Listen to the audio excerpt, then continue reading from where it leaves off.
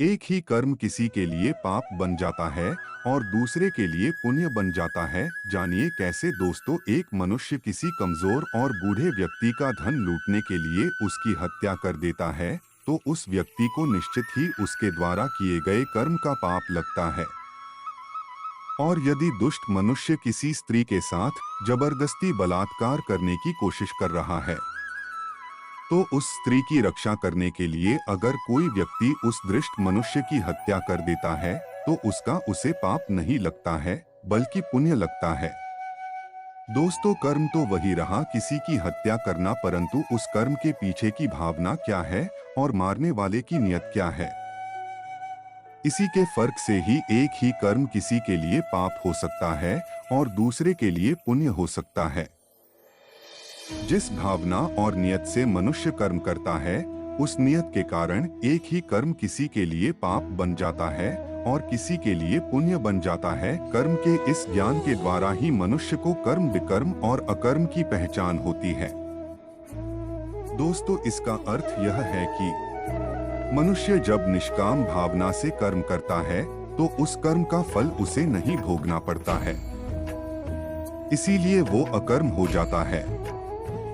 कर्म उसे कहते हैं जिसे सकाम भाव से और फल की इच्छा से किया जाता है। उसका फल मनुष्य को उसके कर्म के अनुसार अवश्य मिलता रहता है। अच्छे कर्म का फल अच्छा मिलता है और बुरे कर्म का बुरा फल मिलता है। और जो असत्य, कपट, हिंसा आदि अनुचित और निश्चित कर्म को विकर्म कहते हैं। हर मनुष्य का प्रथम धर्म क्या है और अपने धर्म का विधान मनुष्य खुद बनाता है।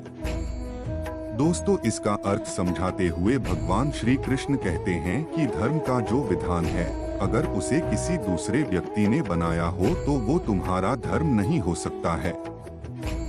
तुम्हारा धर्म वही है जिसे तुमने स्वयं बनाया हो, जिसे तुम्हारी आत्मा ने स्वीकार किया हो। धर्म एक व्यक्तिगत चीज है जिसका फैसला व्यक्ति को खुद लेना पड़ता है। दोस्तों मैं आपको एक उदाहरण देकर समझाता हूँ। दोस्तों अगर किसी के गांव पर डाकू हमला करके उस गांव की लड़कियों का अपहरण कर रहे हो और उसी समय किसी का पिता मृत्युशैया पर पड़ा अंतिम सांस ले रहा हो और अपने पुत्र से बार बार पानी की एक एक घुट मांग रहा हो तो उस समय उस व्यक्ति का यानी कि उस पुत्र का क्या धर्म होना चाहिए। वो मरते हुए अपने पिता के कंठ में अंतिम समय गंगा जल की बूंद बूंद टपकाता हुआ अपने पुत्र धर्म का पालन करें या फिर उसके गाँव की लड़कियों पर जो संकट आ गया है उनकी रक्षा के लिए अपने हाथ में तलवार उठाते हुए उन डाकुओं का मुकाबला करें। अवश्य पड़े तो अपनी जान भी देकर अपने गांव की इज्जत बचाएं। दोस्तों इसका निर्णय कोई दूसरा व्यक्ति कैसे कर सकता है?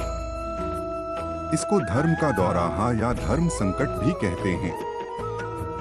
ऐसी स्थिति में वो व्यक्ति क्या करे? उसका फैसला कोई और व्यक्ति नहीं कर सकता बल्कि ये निर्णय उसे खुद ही लेना पड़ता है कि उस समय उसका प्रथम धर्म क्या है। उस समय उसकी अंतरात्मा जो आवाज दे वही उसका प्रथम धर्म है। इसीलिए दोस्तों हर व्यक्ति का धर्म व्यक्तिगत होता है और मनुष्य अपने धर्म का विधान मनुष्य खुद बनाता है। जिस मनुष्य में हारने की चिंताएं कम और जीतने की ख्वाहिशें ज्यादा होती हैं वह मनुष्य मन से बहुत शक्तिशाली होता है। जीवन में सब कुछ हासिल कर लीजिए या गवा दीजिए मगर अपने स्वार्थ के लिए किसी का इस्तेमाल मत कीजिए। जिस तरह थोड़ी सी औषधि भयंकर रोगों को शांत कर देती है ठीक उसी तरह ईश्वर की थोड़ी सी भक्ति बहुत से कष्ट और दुखों का नाश कर देती है। कभी कभी अपनी लाइफ में आगे बढ़ने के लिए उन चीजों और व्यक्तियों को भी त्यागना पड़ता है जो कभी तुम्हारी हृदय की गहराइयों में विलीन थे।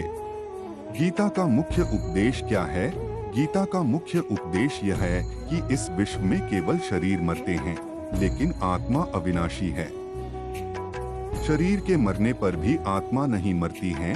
गीता के अनुसार मनुष्य को क्या करना चाहिए? गीता के अनुसार मनुष्य को सारे धर्मों को त्याग कर एकमात्र भगवान श्री कृष्ण की शरण में जाना चाहिए।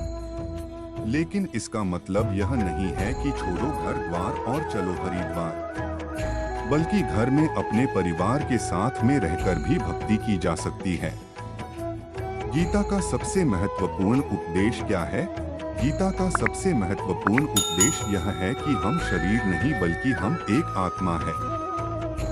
शरीर के मरने पर भी आत्मा नहीं मरती, क्योंकि आत्मा अजन्म, नित्य, सनातन और पुरातन है। आज मैं आपको भगवत गीता की महत्वपूर्ण जानकारी दी है, जो आपके जीवन में बहुत कुछ सिखाएगा। आपको श्री कृष्ण के अनमोल वचन अच्छा लगता है तो लाइक और कमेंट करें, साथ में सब्सक्राइब भी करें।